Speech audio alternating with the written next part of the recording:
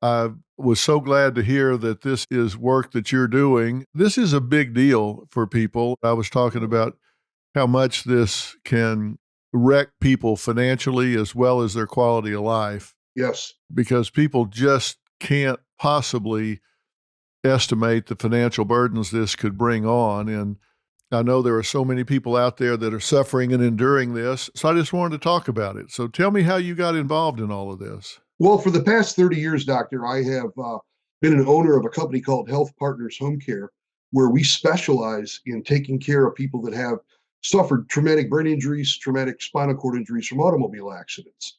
And the reason I did that was because the insurance companies asked me to create that kind of a model because it didn't exist. And so we were the first company in America, the first company in Michigan to manifest a model that takes care of you in your house 24 hours a day, 7 days a week.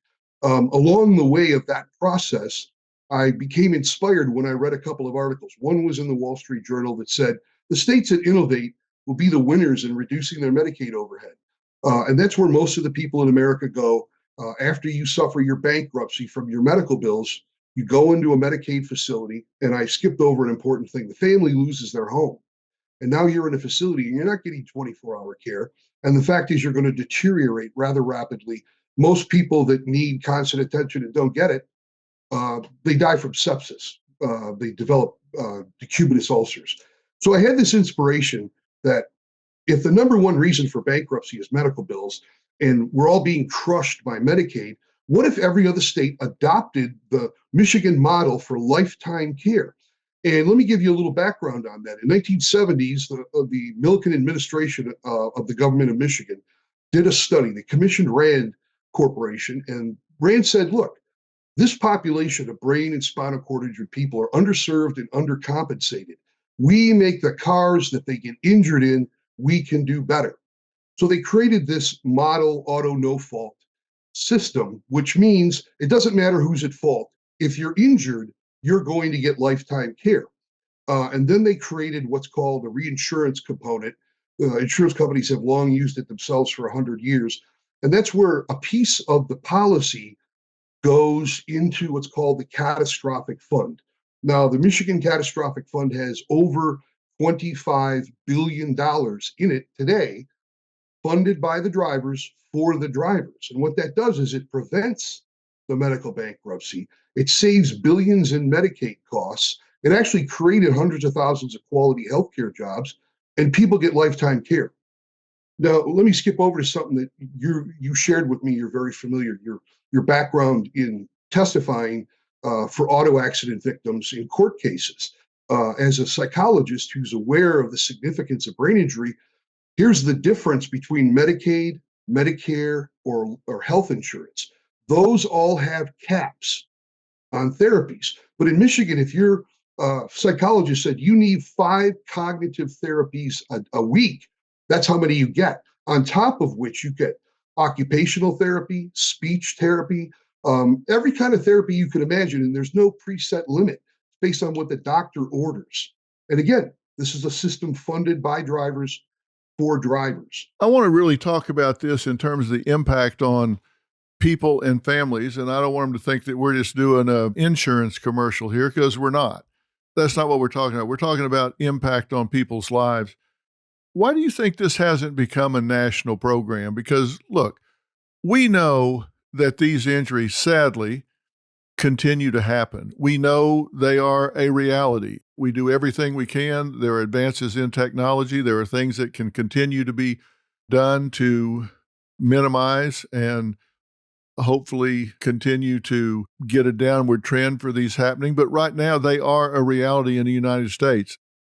I can tell you, when I was in practice, and a big part of my practice was working with the neurosurgeons and neurologists that were involved in the aftercare, and I watched exactly what you're talking about. When something like this happens, people that are self-sustaining, they're taking care of families, taking care of themselves, in the blink of an eye, everything changes. They're rendered unable to perform activities of daily living. They're unable to care for themselves, let alone others. and it requires such a multi-level support system. But yet we have so many states that just don't react to this. They just don't deal with it like they do in Michigan. Why do you think that is? Um, I believe, doctor, it's because they don't know about it. And it may sound like a glib answer, but I've done a great deal of work with New York, Florida, Texas, and California that have the highest Medicaid costs. And every time I talk to the health department or the person in charge of Medicaid or the finance, they're like, how is it you're telling me about the elephant in the room that I never saw? So they simply don't know that this model exists in Michigan. And I made a lot of progress in Florida, and then they had things like COVID come along, and now you've got a new administration. So that's the mission of the Neurotrauma Association, is to raise the consciousness for everyone, especially the 250 million drivers that don't realize the greatest risk they have every day is to get into their car. It's the number one reason for bankruptcy, medical bills. And when you suffer a brain or a spinal cord injury, it's oftentimes you're going to spend over $1 million in the acute hospital. That doesn't even count your subacute rehab and your acute rehab, and certainly doesn't care for the lifetime care in your home. So I really believe it's about knowledge. I really believe this is going to break wide open. I did a presentation in Los Angeles several years back, about I think it was 2019. There was 3,000 people in the audience. They're members of the International Association of Rehabilitation Professionals. And people actually said, "Oh, if you're telling the truth, how come we never heard about it?"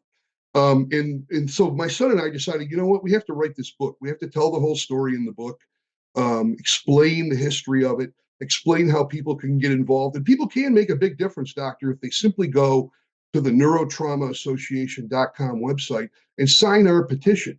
We're trying to get millions of drivers all over the country to look at this through the lens of, oh my God, what if this happens to me? What if it happens to my loved one? You're going to need these aggressive, persistent therapies that you don't have. Now, some people will argue price. Ours is a little bit more expensive on a cost basis for this particular kind of policy. But I ask this important question: what is the value of your policy at any cost if it doesn't give you what you need when this happens to you? So I really, back to my original answer, it's just a lack of knowledge. The health department in Florida said, John, we're spending $30 billion a year on Medicaid, and we believe 40% of that, $12 billion, are people that went bankrupt after a car accident. And so when I met the budget director, and he said, what? You're saving billions of dollars by adopting this model, and it's relatively the same cost. I mean, it may be the difference of a couple $100, but in the scheme of things, you can't make a better investment in your life and your safety, your security financially, and certainly physically and psychologically if you do suffer the injury.